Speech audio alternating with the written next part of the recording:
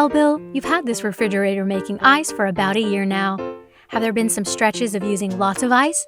How about using very little at all? All of this is very normal, but in some cases, these changes in demand can cause some aggravating problems. The best prevention for these issues is to make sure that your ice bucket is clear regularly. Once every 2 weeks should do the trick.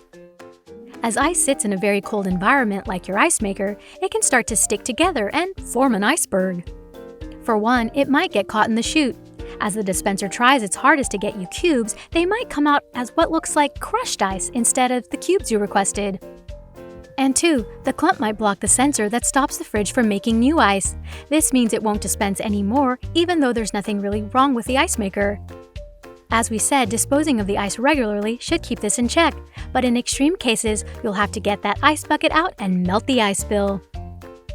If you have a steamer handy, that can make quick work of stuck-on frost. You can also run warm water over the ice bucket.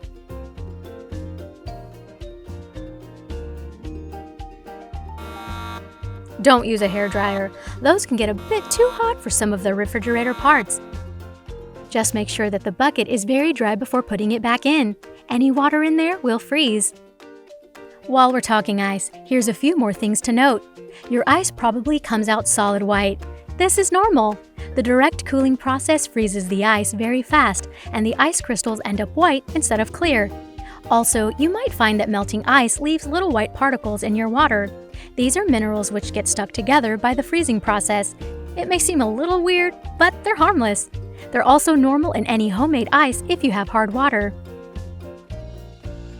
To recap, different demand is understandable, but dump that ice every 2 weeks. Old ice can clump up, and clumping ice can cause problems like ground-up ice when you want cubes. If ice isn't being produced, you might need to clear the ice lever or IR beam. Get that iceberg out of there.